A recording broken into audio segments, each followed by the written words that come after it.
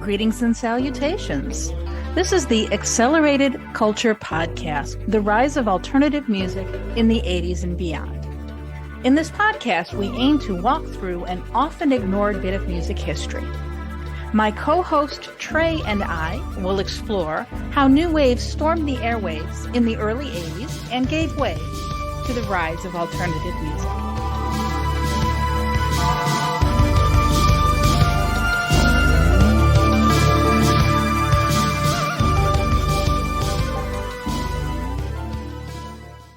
Well, hello, everybody, and welcome to something new. This is the Accelerated Culture Podcast. My name's Laurie. Hi, I am Trey. This is our first time doing this. So, as some of you might know me, I have another podcast called Stateside Madness, and we talk exclusively about the band Madness, which is one of my favorites. But this one, we're getting a little different and kind of broadening things a little bit. And I am so excited, Trey, that you're doing this with me. I'm so excited that you asked me to do it with you. So a little background for everybody, kind of what we're doing and how this came about. I've known Trey online since 2016. So what, just over 6 years now. Yep.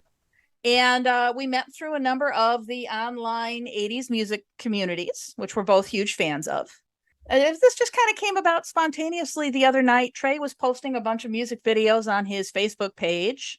And he's always got really, really good music on there. But for some reason, it was just really resonating with me on that night. And I just pulled him into Messenger and said, hey, how'd you like to do a podcast together? I had actually been wanting to do a podcast for some years now, but I just never met the right person I felt would be, committed to doing it. And you were, let me say, you were always one of the main commenters on what I call my music tears. So when you messaged me and asked me, it was without hesitation. Well, cool. I'm so excited that you're doing this with me. And you have just such an immense knowledge about music. And so what we're going to be doing for this podcast in general, talking about new wave music and starting back in the 80s, but also kind of moving into the 90s and talk about not just the history, but also kind of our history with it, right? Right. And the title that you had initially suggested to me, which I still think is really, really clever, was It All Started with Duran Duran. And that's pretty much where it started with me. I heard Rio. I have an aunt that's about 10 years older than me, and she gave me a copy of it at the beginning of summer 82. It changed my life, literally. That it was so different sounding than anything else that was out there. My love for all things like new wave started with, I think, Duran Duran too. And we'll talk about that and how we kind of came to this music. So we decided, though, we're not going to use that for the name of the podcast. So we decided on Accelerated Culture. So it's a little bit more broad. Maybe it's a little more than just Duran Duran, as much as we love them. And then you suggested the topic for our first episode, Trey. So could you kind of let our listeners know what we're going to be discussing tonight?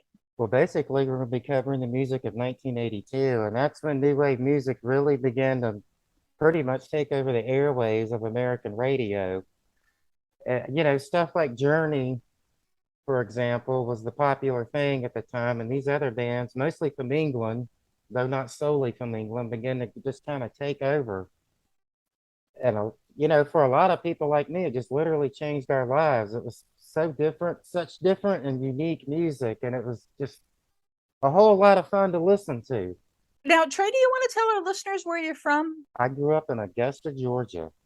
So I imagine that the music scene in Augusta, Georgia in summer of 82 was, you mentioned Journey. I imagine probably the popular music scene around that time was more like album oriented rock and stuff, right? I mean, yep, and country music. Oh, right. We're in the sticks of Georgia. Oh, right. Well, so I'm in Chicago, grew up in the suburbs, and at least for me growing up, it's mostly what your parents listen to. And my parents, it was Journey, as you mentioned, Jackson Brown, the Eagles, 38 Special. And, you know, that's okay. And my mom did have her little Rod Stewart phase for a little while. And, you know, that's all okay. But there comes a point, I think, in every teenager's life or preteen's life where we kind of have to find our own path, right? And I think our own music is a big part of our identity. Oh, for sure. Trey, you and I each picked, and now you were very specific and you said summer of 1982. So I actually excluded some songs from the fall of 82 because they wouldn't have been out yet. But we each kind of thought we'd come up with 10 songs from the summer of 82 that kind of formed who we are, I guess, maybe for lack of a better way to put it. I think that's a good way to put it right there. Okay. My younger sister was born on May 5th of 82. And it just kind of, my parents just kind of threw me to the wayside. And so I just kind of sat in my room that whole summer and watched HBO and listened to the radio and just discovered all these great new bands just from doing that. And, I had been big into Kiss and I was getting tired of that. And just, all these bands were just right there waiting for me to discover them, basically. Oh, wow. So I assume then you're the oldest? I am 12 years older than my younger sister. Okay, all right. So that tells us then you were 12 in the summer of 82. And I was do I want to say? I was 8. And it's interesting to me that you got into this stuff at such a young age. Well, that was one difference that you and I had talked about previously. You did not have access to MTV, but I did. And MTV for me was a game changer because it really broadened a lot of my perspective. So most of the bands that I'm going to talk about today are bands that I discovered on MTV. Now, you mentioned to me earlier, you didn't have MTV where you are in Georgia, not in 82. We didn't get unless you had satellite, you didn't have MTV here, and they didn't put it on cable here until 1985.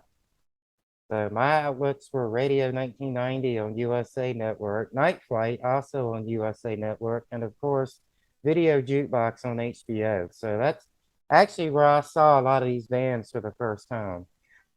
I had completely forgotten about the Video Jukebox on HBO. I seem to remember in 82, Tony Basil's Mickey was like every third song on the Video Jukebox on HBO. I remember that. I remember seeing that video a million times. I think that was into that late summer, fall. But yeah, I for sure remember that one. I'm pretty sure I had the 45. I know I had the 45 because I drove my mother nuts with it. So I think this is probably a good point then for us to segue into our playlists here. So Trey and I each picked 10 songs that we would have been listening to in the summer of 82. We're going to talk a little bit about them. We're going to play a little bit of them. You and I actually picked songs by the same band for this first one here. So the band, of course, is INXS. And I'm going to start us off, I guess, with The One Thing, which is the first INXS video that I remember seeing on MTV. It really struck a chord with me. To this day, INXS is one of my favorite bands of all time. There's a wonderful podcast called INXS Access All Areas with Hayden and B. I want to give them a shout out. I do a lot of their social media promotion as well, but it's just been like a lifelong obsession for me. Let's listen to a little bit of The One Thing by INXS.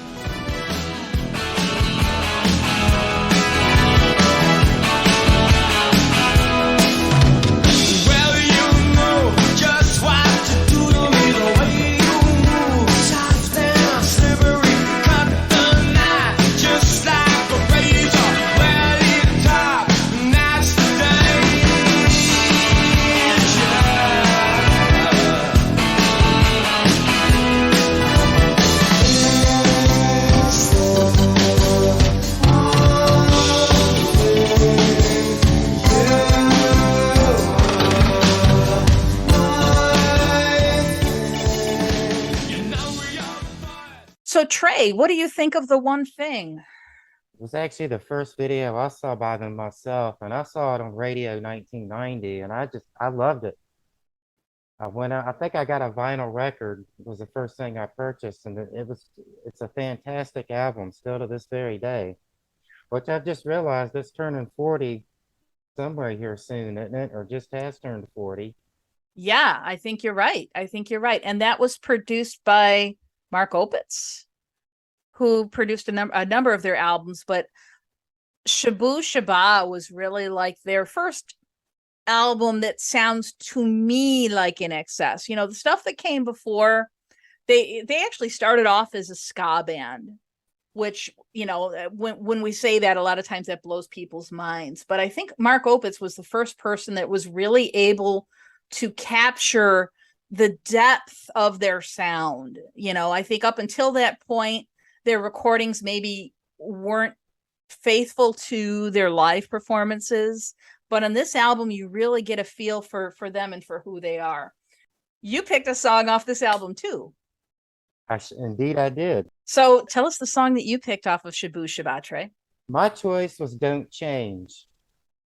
And I can still clearly remember hearing that album for the first time. And it's the last track on the album. And that was the one I really loved. The whole album was great, but that song, I must have played it 2,000 times that summer, just over and over and over. You know what? I don't think I ever knew that video existed until the late 80s. So I don't have it in my head. You see what I mean? Yeah, it's the one where they shot it. I think they shot it inside an airplane hangar. Right. Yeah. And they're wearing the ridiculous clothes. Oh, yeah. Tim's got like the boiler suit on. I joked with my ex-wife once. I was like, you know, NXS is a great band, but they sure did make some poor fashion choices at times. The parachute pants and all that stuff. So tell us more about Don't Change, or no, maybe we should listen to it. What do you think?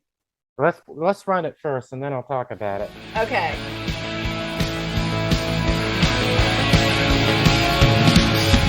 I'm standing here on the ground. The sky above won't fall down. Seeing no evil in all directions. Resolution of happiness. Things have been dark for too long. Don't change for you.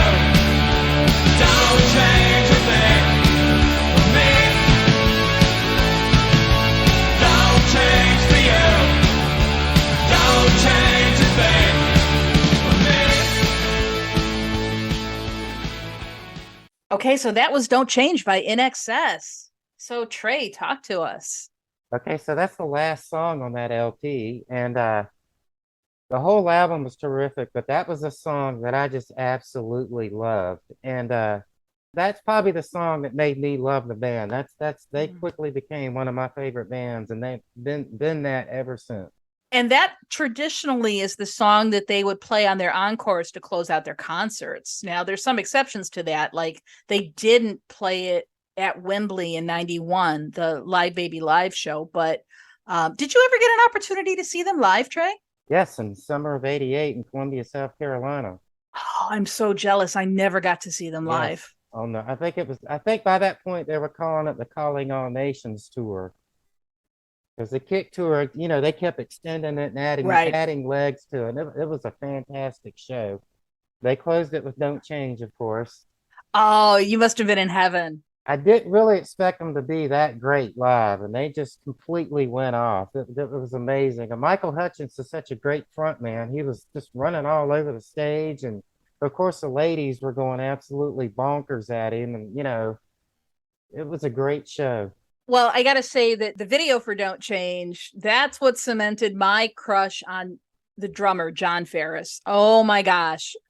I am so madly in love with John Ferris. You have no idea. So my husband has just kind of had to accept that if I ever meet John Ferris, you know, I've got a hall pass, right? How old is he now? How old are they? John? Are they 60 yet? You know, his birthday is in 2 days. It's August 10th. 1961. So 61. yeah. Wow. Yeah, Wow. yeah.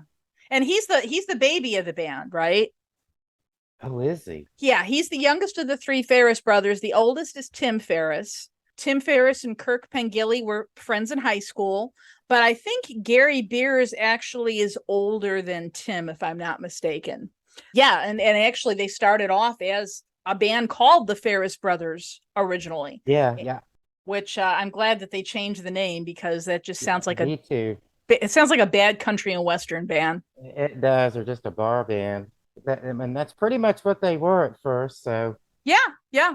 Okay, so now moving on. The next song I chose, which was ubiquitous in the summer of 82, Don't You Want Me by the Human League. Let's listen to a little bit of it.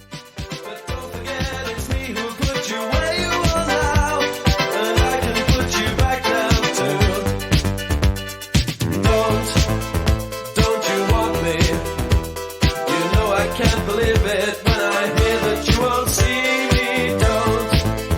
Don't you want me? You know I don't believe you when you say that you don't need me. It's what you let to find. You think you change your mind? You'd better change it back or we will both be sorry. Don't you want me, baby? Don't you want me? Oh, don't you want me, baby? Okay, so the reason I chose this particular song, people who know me maybe don't know this story. When I went to Girl Scout camp, one of the camp counselors that year was absolutely obsessed with the Human League. And this tape is pretty much all we listened to at Girl Scout camp that summer. All of the songs I thought were really, really great. I was really surprised, but obviously Don't You Want Me is the one that they're best known for. What do you think of Don't You Want Me? I loved it. The video was just cool. They looked cool. The song was just amazing. The whole synthesizer thing just it made me think this was like the music of the future. Yeah, I can see that. And I think that's something that's going to come up a lot this episode too, yeah. For sure. I guess the story is so Phil Oakey, obviously the singer, had met Joanne Catherall and Susan Ann Sully when they were dancing in a club. And he just liked their look and invited them to join the band. And the rest, as they say, is history. I believe Martin Ware was in the band at one time too, wasn't he? I'm not real sure on that. Yeah, I'm pretty sure he was, but I don't know if he had left by that time or not. I know they went through several incarnations before they settled on their, I guess you could say, classic lineup. Right. Okay, so what's your next song? My next song is it Yazoo or Yaz? Well, see, that's what I wanted to ask you because I think it's Yazoo in the UK and Yaz in the United States. I think it was one of those copyright things, kind of like the Mission UK, where the Mission UK in America and just the Mission overseas, for example. Okay, well, what song did you choose by Yaz/Yazoo? It was Situation. And I can't say for sure where I actually first heard this one. I think somebody made me a mixtape and it was on there, but I was just like, this is the greatest thing I've ever heard. So another one of those of many songs that year. That was another one that just grabbed me and pulled me right in. All right, well, let's listen to a little bit. All righty.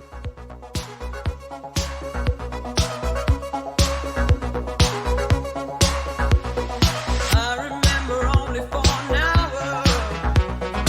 Move right through me, can you feel the power? I don't know what's going on. Scares me, but it won't be long. Don't mess around. You bring me down. How you get about? Don't make sounds. Move out.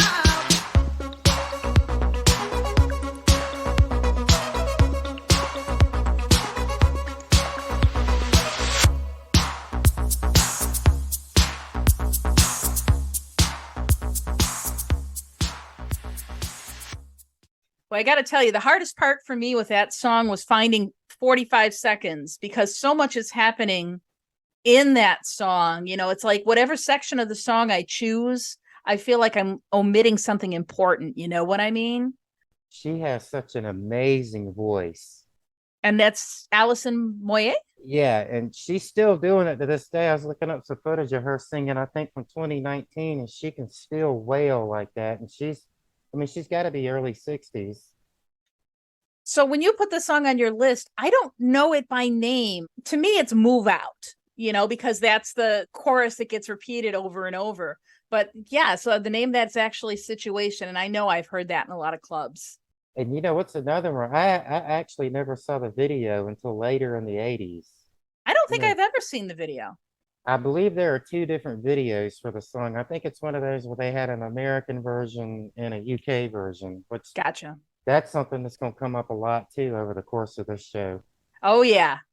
A lot of these bands that we're going to be picking here are British bands. This is like the second British invasion. And up until very recently, I mean, like the last 2 or 3 years, my understanding of the term new wave was that second British invasion. But I've since been corrected that, like, for example, Blondie is considered new wave and they're not British. I was about to say the Cars. Mm-hmm. And even INXS is considered new wave, and obviously they're Australian. So that's been something that's been a little tricky for me to wrap my brain around is, well, what exactly makes it new wave? How would you define new wave? I think the safest thing to say is heavy use of synthesizers. Okay. And I think the embracement of music video was a big tenet of that type of music. Men wearing makeup. And makeup. Okay. All right. And as Michael Hutchinson's character says in the miniseries Never Tear Us Apart. No, is it Never Tear Us Apart? Yeah, Never Tear Us Apart. He says, Ponzi haircuts. Right? There's a scene in the miniseries, and to our listeners, if you haven't seen it yet, you should see it. It's really good.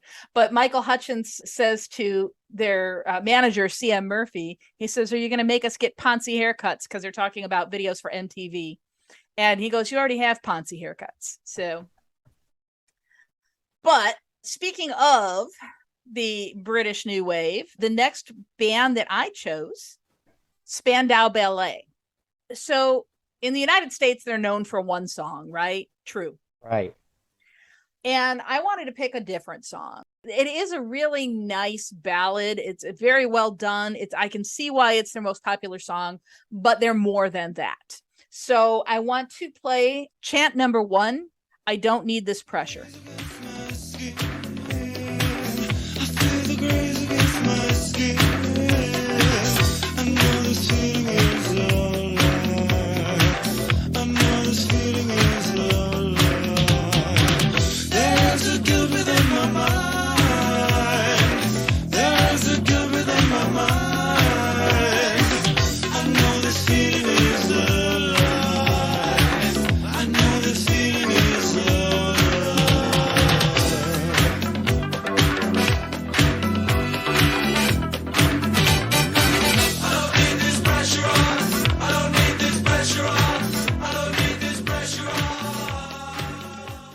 So that was chant number 1 by Spandau Ballet. Didn't get as much airplay here in the US, but I really like that one because I think you can really pick up the kind of soulfulness of Tony Hadley's voice in that one. Were you familiar with that one, Trey? I had no idea who they were in 1982. Oh, okay. All right. Well, to be fair, 8 years old was kind of a blur for me. I mean, there are some I can tell you for certain, like Duran Duran. I can tell INXS. I can tell you for certain I knew who they were. Some of these I might have come to a few years later. So I think we're just coming at it from different perspectives, and that's fine. I'm sticking to stuff I heard that year, and right. It's okay if you want to have a different take on that. But anyway, the thing about Spandau Ballet is in the UK that there was like this rivalry between Spandau Ballet and Duran Duran. I was aware of that. Yeah. Which seems kind of weird to us because, I mean, most Americans would consider Spandau to be a one-hit wonder, but actually, until later in the 80s, I thought of them as that. I had no idea they had, they had a pretty good career over there. And they are a great band, don't get me wrong. I just was never very familiar with them back then, aside from the hit. Yeah, they didn't get a lot of airplay. And I seem to remember There was another song that I did see on MTV by them that was like, it goes, Communication Let Me Down. I know the song. Do you I remember know the that one? song. Yeah. Okay, so what song did you pick next, Trey? My song is The Metro by Berlin, Berlin is one of my favorite bands. And this song, I hate to keep repeating myself, but it's so futuristic sounding. There was nothing like that out there at this period in time. And it was just, the drum machine and the synthesizer line. Actually, does anyone play like a guitar or a bass or, a stringed instrument on this song? I don't think there is. But hey, we should listen to it, shouldn't we? Yes, let's play it. I'm alone, sitting with my empty glass. My old walls follow me through my past. I was on a Paris train. I emerged in London rain, and you were waiting there, swimming through apologies. I remember searching for the perfect words. I was hoping you might change your mind. I remember a soldier sleeping next to me, riding on the metro. I saw this one on HBO as well, on Video Jukebox, and obviously Terry Nunn caught my eye, but like I said, the music was just so different. I had not heard anything like that ever. I had no idea how they were making this music. I think I had a basic understanding of what a synthesizer was, and I knew that's what they were using, but it was just so different, and it was so great. It blew me out of the water. Yeah, and boy, you want to talk about a song that's really kind of evocative of a time and place. And yeah, I hear this, and yeah, it takes me right back to 82. Right. And you get forward into the 80s when a lot more of the alternative stuff started getting big. You could really hear an influence of them in a lot of those bands. Yeah, and I think Berlin maybe doesn't get as much credit as maybe they should. I mean, Terry Nunn has a really, really beautiful voice. Not always top of mind, I think, when people are talking about like 80s new wave alternative acts, They do seem kind of forgotten, and that's very sad to me. They put out a couple of very terrific albums, and of course they had their big hit from Top Gun, which That's that the they, one song of theirs I don't like, believe it or not. I love it, but it broke the band up. And I guess we'll get into that if we get to 86. And Okay. All right, so that'll be an interesting discussion. yes.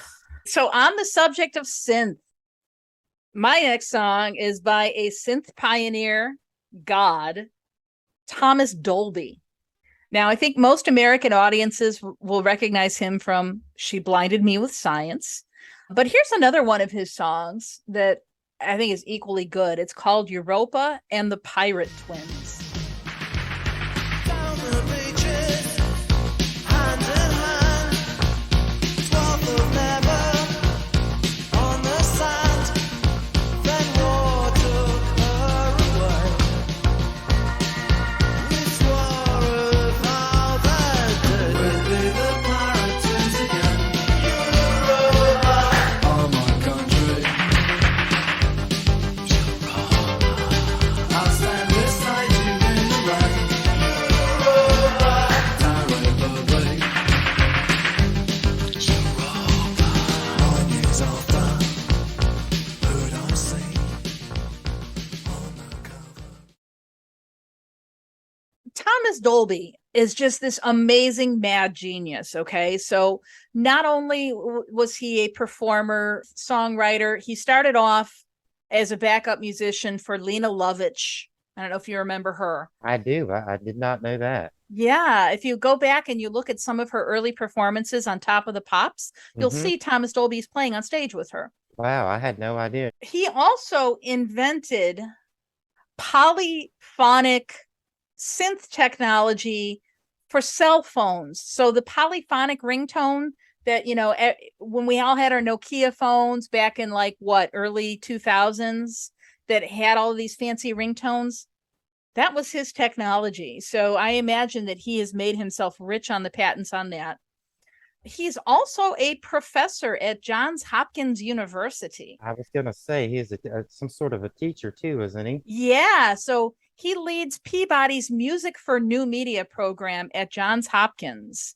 So, I mean, he really is this absolute kind of mad genius. He is. I read his book, Speed of Sound, his memoir, which I loved.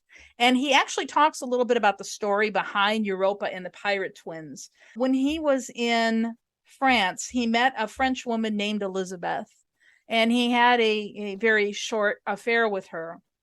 And they used to stay awake at night and make up silly fairy tales. And he says in his book, we spent the last few nights of that humid summer under the sheets of Elizabeth's bed with a flashlight, making up fantastical children's stories in broken franglais. But sadly, our love affair was not to last.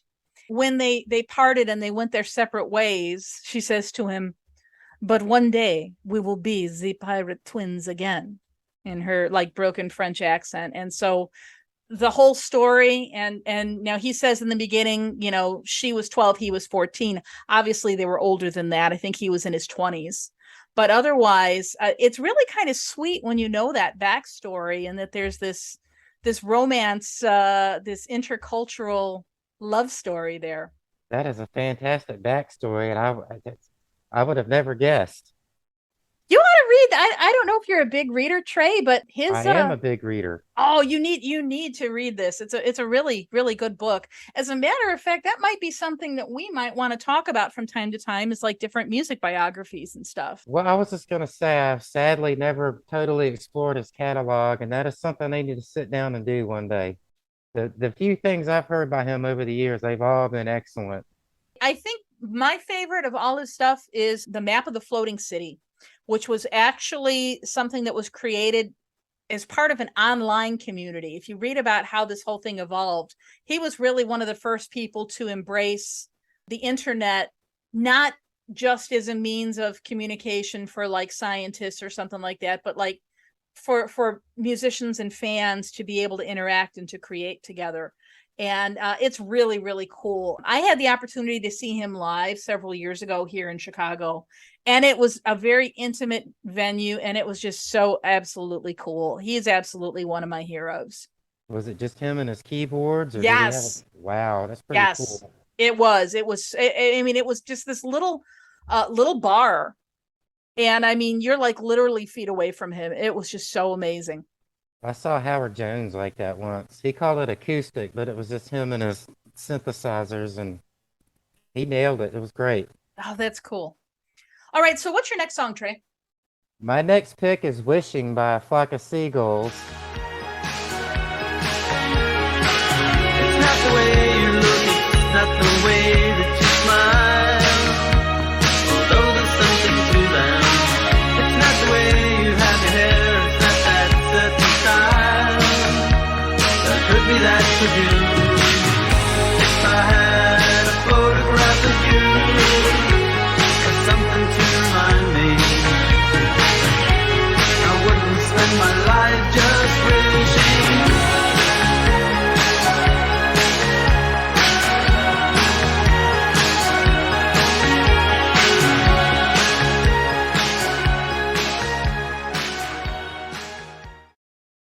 And again, it's just so futuristic. And this video looks like a science fiction movie, and that grabbed my attention immediately. I think I should note here that 1982 is also known for several large or huge science fiction movies, such as Star Trek II, Blade Runner.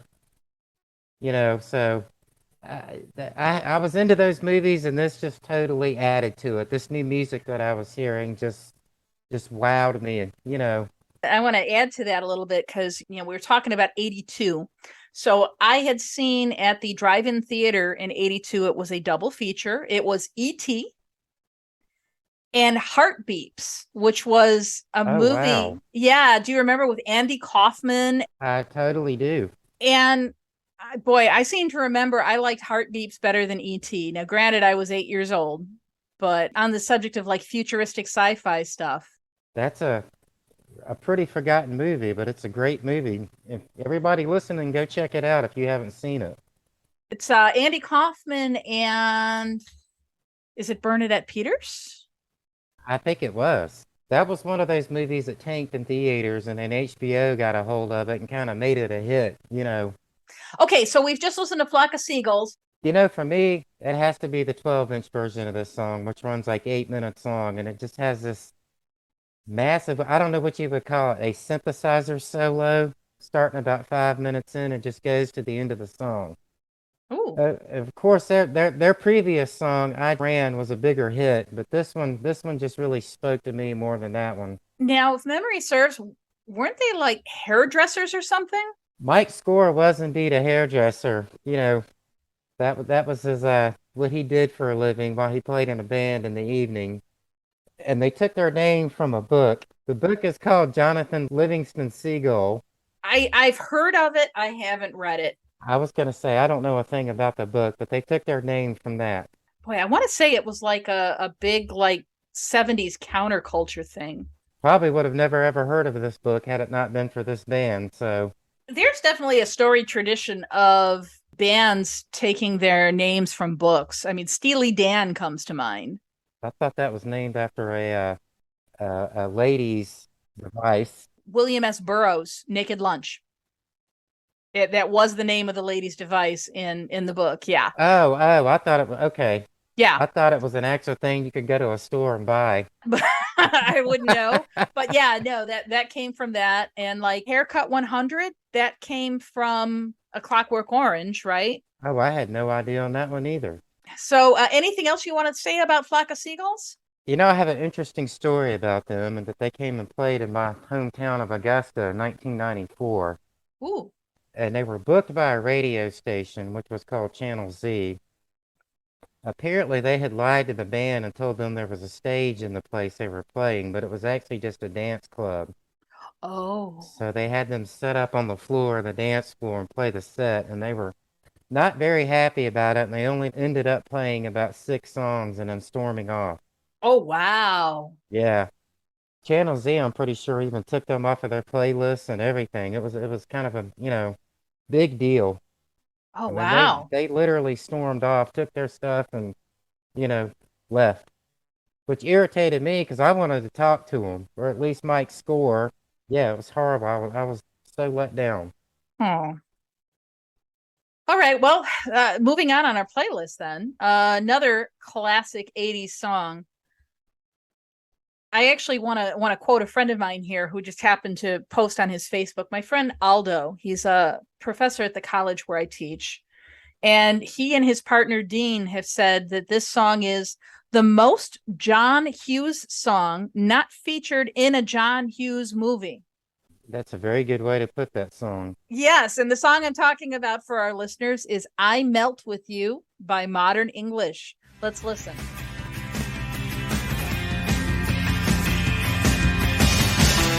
Moving forward, using all my breath. Making love to you was never second best. I saw the world crashing all around your face, never really knowing it was always mesh and lace. I'll stop the world and melt with you. You've seen the difference and it's getting better all the time. There's nothing you and I won't do. I'll stop the world and melt with you. You know, this is one of those songs, Trey, that when I hear it, it's impossible for me to not get up and dance. You know, it just instantly shifts my mood. And it's just such a beautiful, well-written pop song. But then, you know, you see these interviews where they're talking about it's about a nuclear war. And, you know, the melt with you is, you know, the nuclear blast just kind of, you know, obliterating it and the lovers are fusing together. It's really kind of a dark story when you think about it, but just such a freaking awesome song. It's you know, if there was a top 10 best songs of the 80s, I think this one would definitely be on it. And it was one of those songs that had a lot. Didn't they re-release it in like 88 or I think they 89? did. I think they Yeah, did. Yeah. it kept on going and going and going. Yeah. Well, it's a really, really good song though. It is, it is. So what did you pick next? My next song is Thompson Twins, In the Name of Love. Hey you, I've seen your face before. It's you in the picture which hangs on my bedroom wall. Is it true? All of those things that they say about you. So tell me, what am I supposed to do? In the name of love, yeah. In the name of love. In the name of love, yeah. In the name of love. Oddly, the Thompson Twins kind of started out as a dance band, and later on in the 80s, they would kind of move into more of a new wave sound. But this song also just had a really futuristic vibe to it to me, and it just really caught my ear, and I loved it, still love it to death to this very day. You know, I was actually surprised to see it on your playlist, it having come out in 82, because I know it from Ghostbusters, which was in 84. It sure is. Yeah, so I had no idea that this song came out in 82. It sure did. And you know, our top 40 station we had here, WBBQ, was playing it a lot when it was out. I ended up buying, I don't think I ever purchased the album that it was on, but I know I had the 12-inch single, which was a big thing back then with all the bands. And these bands were real big on 12-inch singles and dance remixes of their songs. You know, that's also one of those other tenets of new wave music, was the 12-inch single. Okay, so next up on my list then, Trey, I had to put some madness on my list because, you know, I knew you were going to do that. I am the co-host of Stateside Madness, which is a podcast that is specifically about the band Madness. And Madness were one of those bands that I discovered on MTV that I just immediately fell in love with. Specifically in 82, the song that was getting a lot of airplay on both sides of the pond was House of Fun. Good morning, miss. Can I help you, son? 16 today, and up for fun. I'm a big boy now, or so they say. So if you'll serve, I'll be on my way. Box of balloons with a featherlight touch. Pack of party poppers that pop in the night. I sit by some hairspray, plastic rings, clay on a corner that's just walked in. Welcome to the house of fun. Now I've come of age. Welcome to the house of fun. Welcome to the lion's den. Temptation's on his way. Welcome to the house of. Of course, for me, my mind immediately goes to the video that's, you know, shot in the theme park with the roller coaster and everything. You know, I confess I did not know until my 40s what this song was actually about. What is the song about? It's about a teenage boy trying to buy condoms. Oh, wow, I had no idea. Yeah. You know, and he doesn't want to come right out and say it. So he's at the drugstore and he's like, you know, pack of party poppers that pop in and out. Oh. Party hats with the colored tips. And the woman behind the counter is just not getting what he's saying. And she's saying, you know, this is a chemist, not a joke shop. Go to the House of Fun. Yeah. So that just totally sailed over my head as a youngin', but I still love the song. I still love Madness. My introduction to them was One Step Beyond, which I think was earlier in the 80s, wasn't it? Or was it the same year? No, that was 79, I think. Was it really? So Yeah. Wow. That's another one I saw on Video Jukebox, so it must have been 79 or 80 when I saw it. So They were, especially when MTV started. Now, I know you weren't watching MTV, Right. but they were so desperate to have video content to show Right. that they were digging up all the old stuff and the One Step Beyond video and other Madness videos at the time. And Madness wasn't the only band that they were doing this to, but that's actually, I think, how they caught on over here. I don't think that anybody over here would have heard of them if not for music videos. You know, I got more familiar with them in the mid 80s when I kind of started getting around the punk rock scene. And all of the ska people were big into these guys. So, you know, I think they're still big with that crowd and still Oh, yeah. have that following out there. Yeah. Well, and you know, they did some of their early stuff was definitely ska. They have ska influences. But Woody, the drummer, has said in interviews, "We are not a ska band." Really? Especially their older fans, a lot of the British skinheads, they're still adamant, you know, this is ska, this is ska, this is ska. I'll be honest, I am not a huge fan of a lot of the two-tone ska acts. Yeah, Madness being the exception because I think their music is a lot of fun. But we'll talk about another one of the two-tone ska acts that was also affiliated with them a little bit later on here. What's your next song on your list? Oh, we're getting to the favorites here now, Trey. Yes, and this is Hold Back the Rain by Duran Duran, and specifically the US mix. Tell me I haven't changed at all, but I don't feel the same.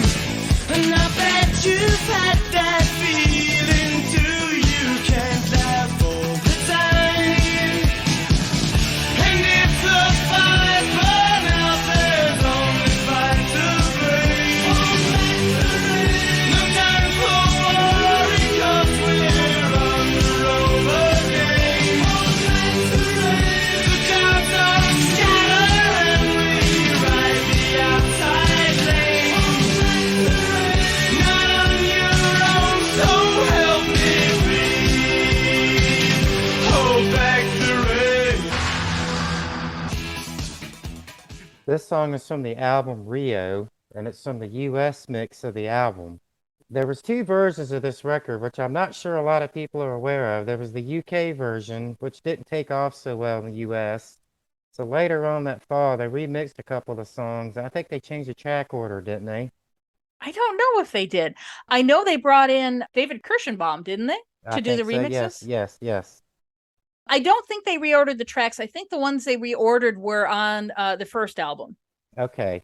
Anyways, they re-released the album for American audiences that fall, and they remixed a couple of the tracks. And this one just it's badass, you know, for lack of a better term. I'm with you on that. I was so happy, Trey, when I messaged you last night and I asked you which version you wanted, and you said the US version. And I wrote back and said, "Good, you can stay on as co-host."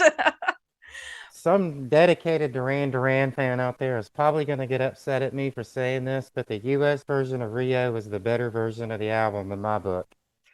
I'm inclined to agree. The only song that I don't think is the superior mix is actually Hungry Like the Wolf. The US remix of Hungry Like the Wolf isn't quite as good.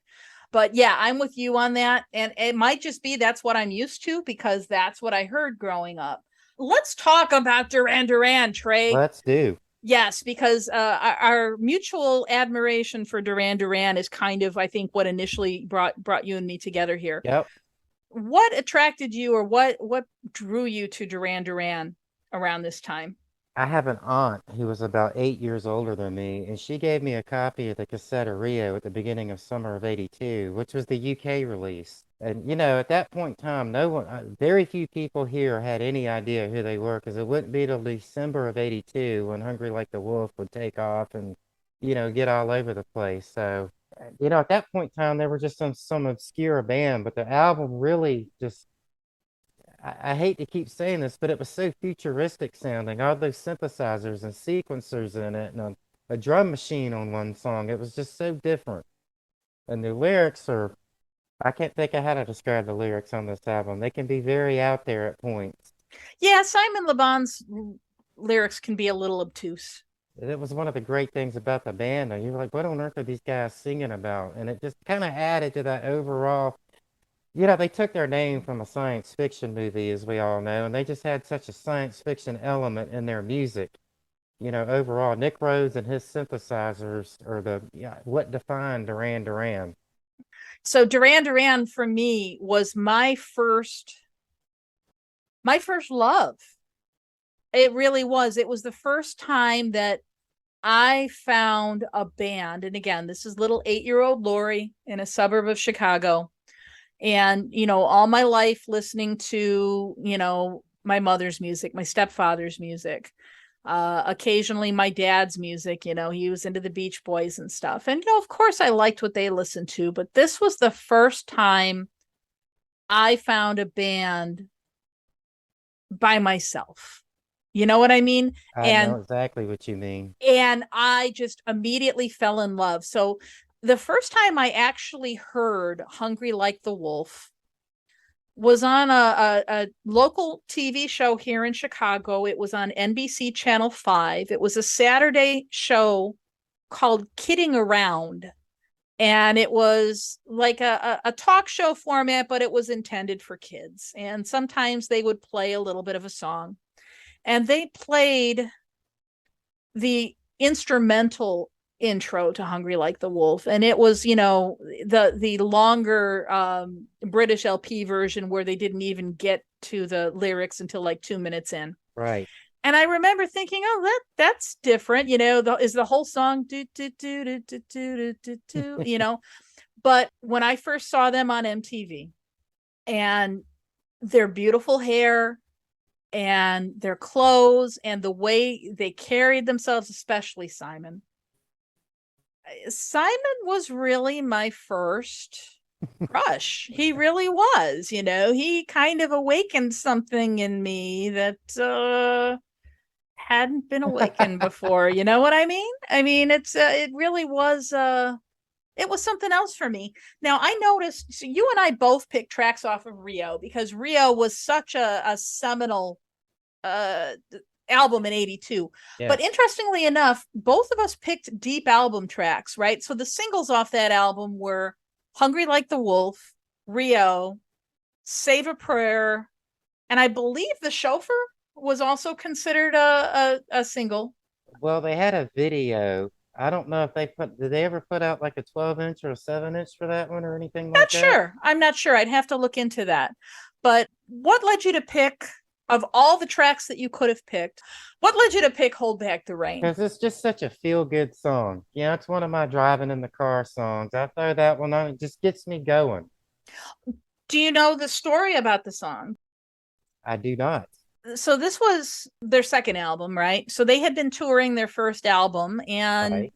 bassist John Taylor was kind of spiraling a little bit into drug use and maybe a little bit out of control. There was one night where I guess he like smashed his fist open on like a bottle or a light bulb or something glass, and Simon penned the lyrics and slipped them under John's hotel room door. It was a message to John. We're miles away from nowhere, and it was almost kind of like his "Hey John, we need you." Wow. Yeah. I had no idea. Yeah. So, I'm so obsessed with the band, I can tell you. I know you are too, but I think you and I might be obsessed in slightly different ways because, I'm like fangirl. That's one, I know a lot of stories like that about them, but that's one I just wasn't aware of. That's pretty interesting. Yeah. So there's some really good books. John Taylor wrote his memoir, which was, what was it? Into the Pleasure Groove. That was good. Andy Taylor, I thought Andy Taylor's memoir was better. Now I can't think of the title of it off the top of my head. I think it's called Wild Boy, isn't it? Oh, yes, you're right. You're right. There was also, I think last year, that 33 and a third book series. They finally released one on Rio last year. Oh, I didn't know that. I'm going to have to get my hands on that, read it. That's such a great series too, isn't it? Yes, I had back in the night, I think it was in the late 90s, I had that series of DVDs about classic albums. Mm-hmm. Wasn't there one on Rio? Oh, yeah, there was. And as a matter of fact, for our listeners in the US, that is available on demand on Amazon Prime Video. and they go into like it's Yeah. neat. It's so neat because they're isolating like different parts of like Yeah. vocals and stuff. And one of the ones that they isolated that I just love is the song that I chose off this album. So nice segue there, Trey. All right. I chose New Religion.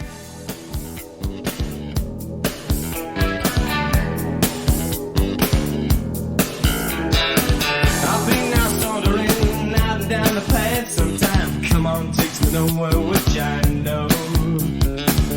Faces everywhere, pulling grins and signs and things, telling me not them and it's no go. I need a reason, I can't think without one now. Too much love and got to show. Call it treason, maybe that you don't know how. Too many things, too much to know.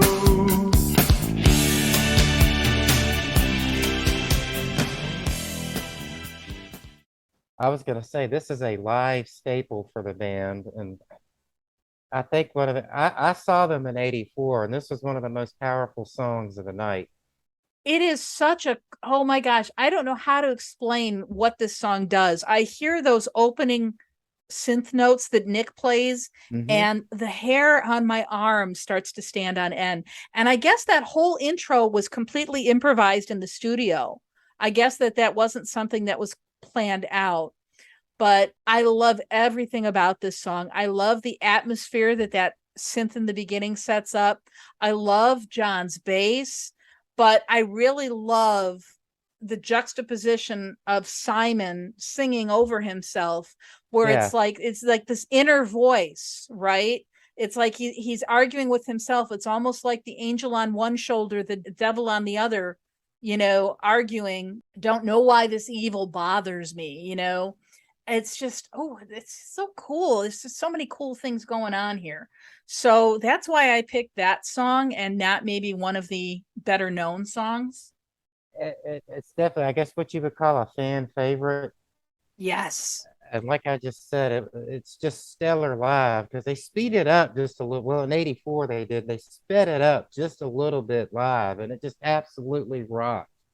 So the first time I got to see Duran Duran live, Trey, 2019. Wow. It was the first time I flew to Vegas to see them in Vegas, and it was an absolute dream come true for me. And I'm going to be seeing them again. They're coming to Chicago on August 20th, and I'm dragging hubby along. Now, my husband is younger than me, so he doesn't know a lot of these 80s bands. He was born in 88. So do you drive him crazy? He claims I do, right? Like with Duran Duran. But then, Trey, when I'm like reading in the middle of the night and he's on his computer or something, I'll hear the music on his playlist on his headphones, and he'll be listening to Duran Duran. Oh, that's hilarious. That's or great. He'll be listening to In Excess, That's great. So of course then I happen to look over his shoulder, and the playlist that he's got all this in is called Old Music. That's what he calls it. Well, for him I imagine it is. I hate when people do that. I'm like, it's not old. Well, and most of that, we're sitting here talking about albums that are 40. So what's next on your list, Trey? Mine is I Want Candy by Bow Wow Wow. Ooh, let's listen to that one.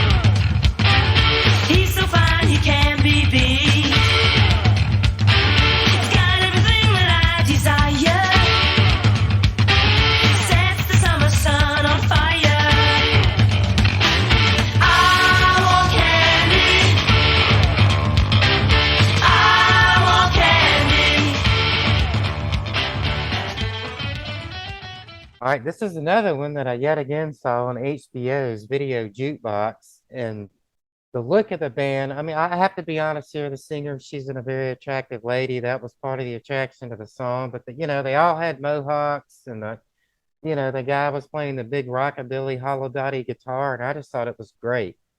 They didn't have much success beyond this. In fact, I believe they split up shortly hereafter, didn't they? I think they probably did. So this was another Malcolm McLaren band, right? Right. And he actually somehow split up Adam and the Ants, and Yeah. so the Ants became Bow Wow Wow, and Annabella, I think, she's like 13 or 14. I was going to say some controversy arose later on with her. Apparently some of their album covers were risque, and it came to Yeah. light that she was pretty young when they were photographed. In the 80s, maybe it didn't seem that strange, but in retrospect, it's like, yeah, it's a little bit creepy. I mean, I had no idea that was, 13, 14-year-old girl. I thought she was in her 20s. Yeah. And I think he discovered her at a dry cleaners. I think she was working at a dry cleaners or I something believe weird that is like the that. story. Yeah. And where was she from? She was from like Czechoslovakia or someplace, wasn't she? She's Burmese, so she's from Burma. How old is she now while you're looking at that? So she was born in 66. Okay. So, well, yeah, I guess she was about 14 then. Well, 16 or 17. Yeah, in 1980, when they started off, she Yeah. would have been 14. Yeah. Right. My mom wouldn't let me buy the album. Oh, really? How come? Yeah, because of what's on the cover of it. But it's definitely risque. And they had little stickers stuck on it that kind of, This is the Last of the Mohicans, right? yes. So, of all the Bow Wow Wow songs that I'm familiar with, I gotta say, I Want Candy is my least favorite. Really? Yeah, I mean, it's a cover of like a song from the 60s, isn't it? Yeah, which I didn't know till later. I had no idea at that point in time. I mean, come on, what guy is named Candy? Really? I mean, I guess they were going for, some kind of like gender bending aspect there, but I was gonna say, are we sure she was singing to a guy? well, she says when he's wrapped in a sweater, Oh, yeah, you're right? right, he does. Right. If that would have been really fascinating if it had been she, if they'd kept that would have been kind of cool and definitely controversial in 82. Yeah, I was gonna say that would have been pretty radical. I like a lot of their other stuff. I mean, C30, C60, C90 Go was Yeah. fantastic. I think at one time, maybe years ago, Trey, you and I were out chatting about in one of the Facebook groups about the movie called Scandalous with Sir John Gielgud, and Bow Wow Wow was in it. Now, this was 84, so this hadn't happened yet in 82. Sir John Gielgud is all dressed up in like leather and looking like he's, going to go to a gay biker bar. And he's actually going to a Bow Wow Wow concert. And he says, oh, they're my favorite punk band, which I thought was really cool. And I remember they performed a song called Where's My Snake? And that was a fun song too. Of all their songs, though, I can see why, I Want Candy is definitely the most poppy. And so I can see why it was the most popular here in the US, but that's also probably why I don't like it. Oddly, that was the only song I knew by them until later on in the 80s, and I was able to get, more of their records and stuff and learn more, Yeah. explore their catalog. Yeah. Just, it's a great video.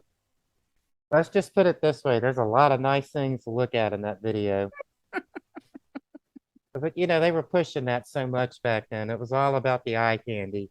Yeah. I think looking back, I mean, I had a mohawk throughout college. And actually, when I started teaching, I had a blue mohawk, which, my college students thought was a little strange. But I think Annabella was the first woman that I can remember seeing with a mohawk. And she was just absolutely freaking gorgeous. She was for sure the first woman I would have ever seen with a mohawk.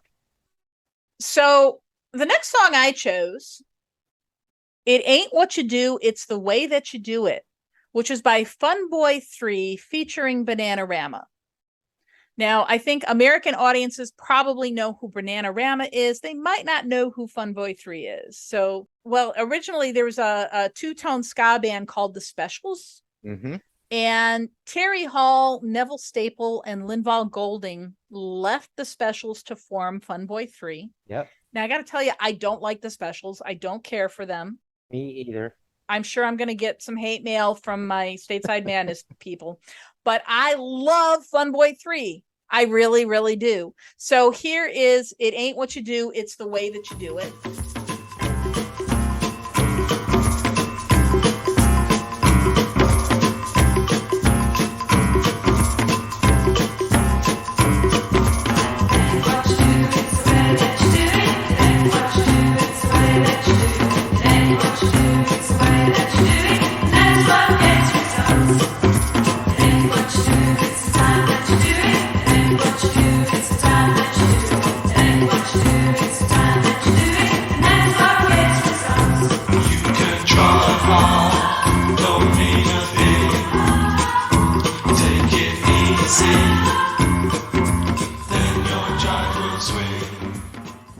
That actually, speaking of cover songs, I know we talked about Bow Wow Wow was a cover of the song from the 60s. It was originally done in 1939 by wow. Jimmy Lunsford and his orchestra. I had no idea. Ella Fitzgerald did a cover of it, and I think hers is probably the most well-known version. So this is kind of a fun spin on it. I like the interplay between the three girls, the three guys, the kind of playful lyric. Any thoughts on Fun Boy 3 or Bananarama, Trey? You know, this is a song that I'm just totally not familiar with at all. Okay. Obviously, I've seen people talking about it and such over the years, and I've heard it a time or two, but it didn't get any airplay where I was at the time, and had no idea it existed probably till the 90s. Well, I had a 5 CD set. Now, granted, this was later, but it's called Living in Oblivion. I had that. Okay, because a lot of the songs that are on those discs, I think were bigger in the UK than they were here. Fun Boy 3 also had a cover of Our Lips Are Sealed. I was aware of that one. Terry Hall from Fun Boy 3 actually co-wrote Our Lips Are Sealed with Jane Wiedlin. And the American version, the Go-Go's version was big in America, rather. And if you go over to the UK, they don't know the Go-Go's version. They know the Fun Boy 3 version. Okay, so what's next on your list? The Motel's Only Lonely. Oh, that's a good one. Yeah, that's a great song.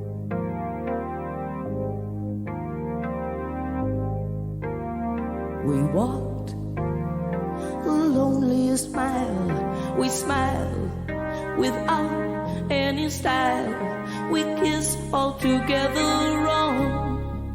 No intention. We lied about each other's strengths. We lived without each other, thinking what anyone would do without me and you. It's like I told you, only the lonely can play. This is one I do at karaoke quite often. I love Martha Davis. There's that one note at the end that I can never hit, though. She is such a fantastic singer. I mean, she is amazing. Yeah, I always loved this video with its film noir look to it. Mm-hmm. Which at that point in time, I was discovering all that stuff via TBS, which was, they showed a lot of old movies back then, and they would show those things early in the morning. I was loving them to death, and this video comes out and looks like one of those movies, and it's just such a great song too. I think I was probably very lonely in summer of '82 as well. Oh, I kind of got cast to the side due to my sister's birth, and but it was all in fun. I had a blast that summer when I think back on it. well, that's good. Yeah, this is another example of a band where the record label kept messing with them and forcing them to do things they didn't want to do after they had, they had this pair of hits there in '82, and they kind of made them do like more of an album-oriented rock type of LP, and it broke the band up. Oh, I didn't know that. 86, yeah. Yeah, the record label kept messing with them. Oh, wow. Yeah. Well, I do know, and this would come a few years later, but I do know that Martha Davis is one of the 3 most important people in the world in the future in Bill and Ted's Excellent Adventure. I completely forgot it. Wow. Yeah. I haven't seen that movie in a very long time, but yeah, Such a great movie. And you remember who the other two I most sure. important people are? It's probably been 10 years since I've watched that movie. I need to watch it again. Okay, so Fee Waybill of the Tubes and Clarence the Big Man Clemens. So if you watch Bill and Ted's Excellent Adventure again, the scene where they find themselves in the future, the three people that are sitting kind of on thrones that are floating, they're the three most important people in the world. And Martha Davis is sitting on our left. I'm going to go ahead and be honest. I'm not sure I even noticed that. No? I don't think it doesn't name her, does it? She's named in the credits. But it doesn't say this, in the movie, No, it doesn't no. point out right. So that's No, they don't. And I think it's one of those where I think they're counting on fans to maybe notice, or Right, like it's a right. cameo kind of Right. thing. But Clarence Clemens stands out. he's recognizable. Yeah, Oh, but he's like, it's you, he booms out in his big voice. he had delved into a little bit of acting beforehand, hadn't he? Oh, I don't know, had he? I don't know. I'm asking you. So I think it probably didn't seem strange to me to see him sitting there, and I just didn't notice the others. Okay. Fee Waybill is on the right side and Martha Davis is on the left side. I'm gonna have to rewatch that All probably later this week. That's going to be your homework, Trey. All righty. Okay, so now speaking of female vocalists, not just female vocalists, this is an all-female band, the Go-Go's. We mentioned them a little bit earlier, but 82, their big song was Vacation off of the album Vacation. Let's listen.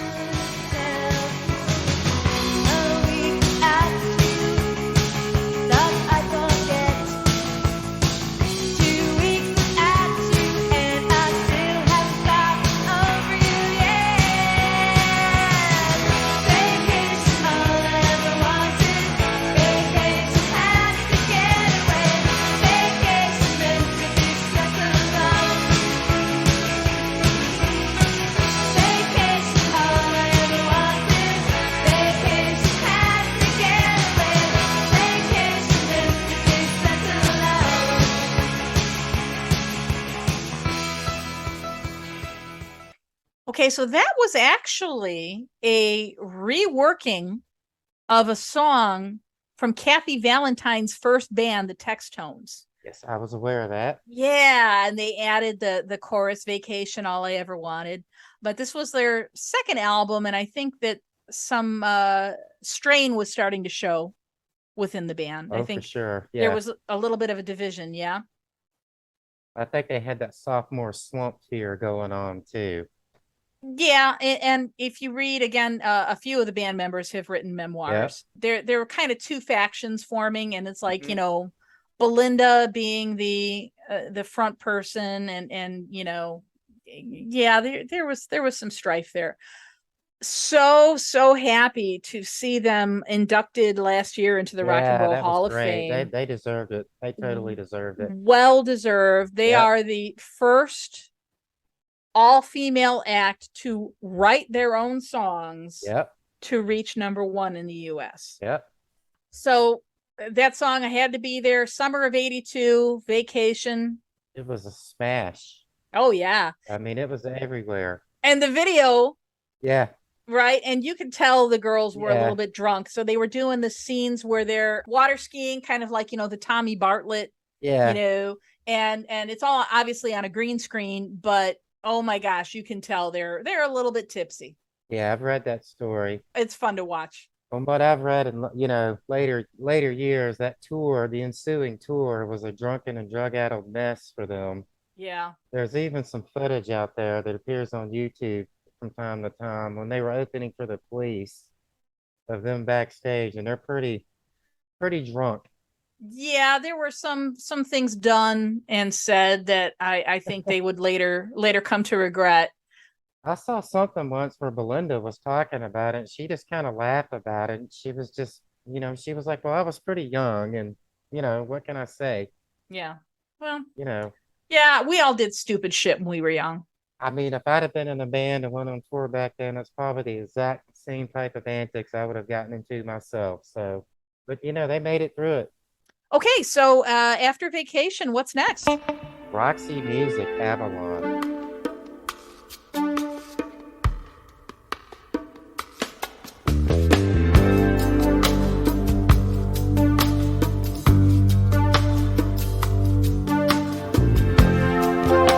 the party's over. I'm so tired. Then I see you coming out of nowhere. Much communication in emotion, without conversation or a notion.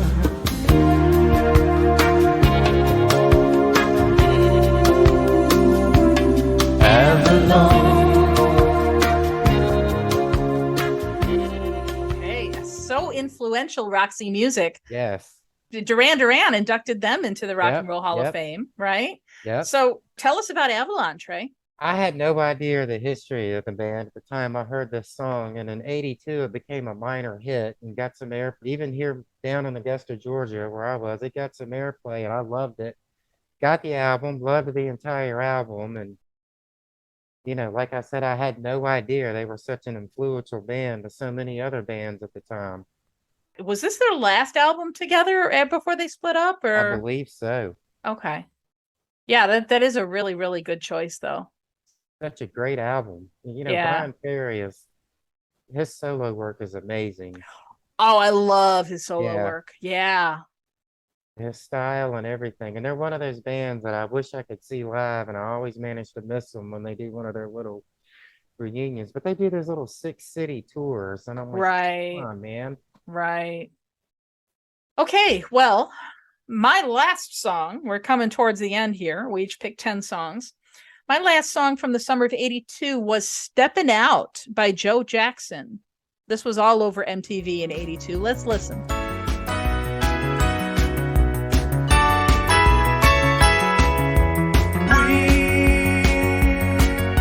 So tired of all the darkness in our lives, with no more angry words to say can come alive. Get into a car and drive to the other side. Stepping out into the light, into the light. Stepping out into the light. Trey, this is another one of the songs that has made it onto my husband's old songs playlist. Well, very cool. It's a great song. And Joe Jackson had been around since the late 70s, and Yep. he really was kind of this post-punk alternative performer. But around this time, I think he started getting into more like synthy, soundy keyboards. You have that kind of synth pulsing beat Yeah. behind his piano here. And it's funny because when I played it for my husband for the first time, he heard it and said, "What video game is that from?" It to him sounded like, video game music. I can see that. That it does have that sort of, Yeah. it does have that to it. But it's just such a beautiful song, I think he wrote it after being in New York and just kind of the excitement of, going out into the city and experiencing everything that New York has to offer. And it really, even if you don't know that it's about New York, it's got such an urban, It totally does. yeah, and carries that excitement through. I know exactly where you're coming from with that. It's such a hip and stylish song. It just makes you, like you said, it gives you a big city vibe. Yeah. Okay, so what's your last song, Trey? My last song is Red Skies at Night by the Fit. Ooh.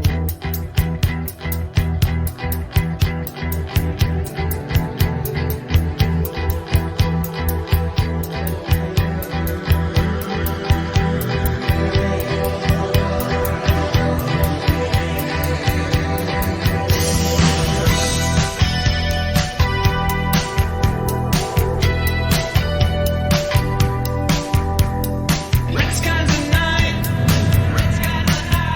oh, oh.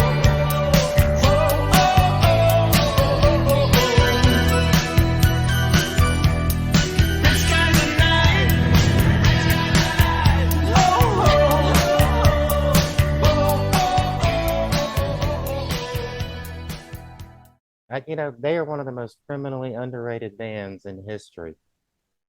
I mean, they just, they're bigger here than they are in their home country of England. Really? Yes, I think most of them even live here now due to it. This is an anti-nuclear war song, and it's, again, the Fix are one of those bands, and still to this day, they have such a huge science fiction element in their music. And it just, it grabbed me as soon as I heard it. The album is fantastic from start to finish. Well, so we had one other song that we talked about nuclear war. I Melt with You.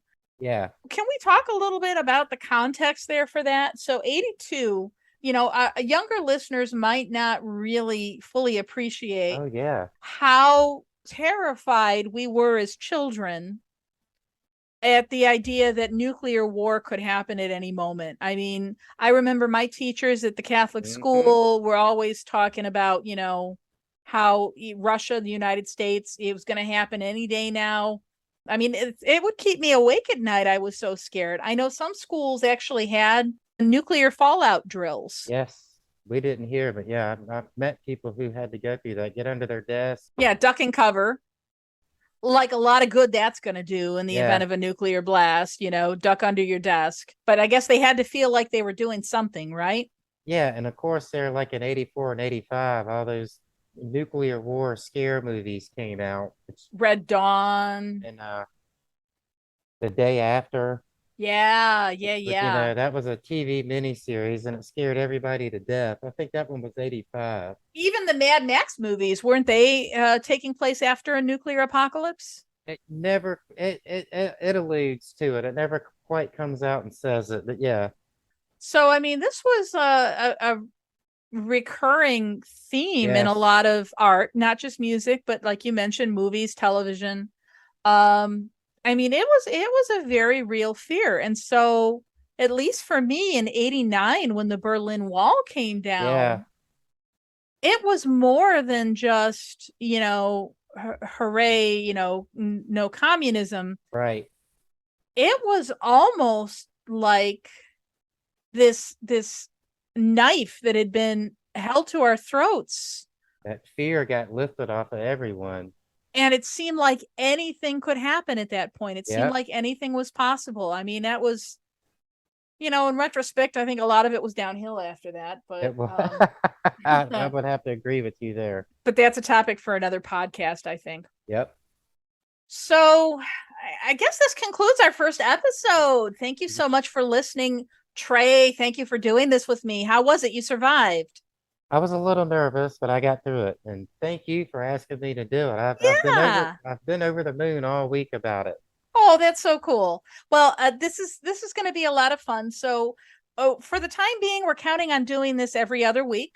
Right. Or fortnightly for you you Brits over there. So, Trey, what are we going to do for our next episode in 2 weeks then? We're going to just move right into 1983.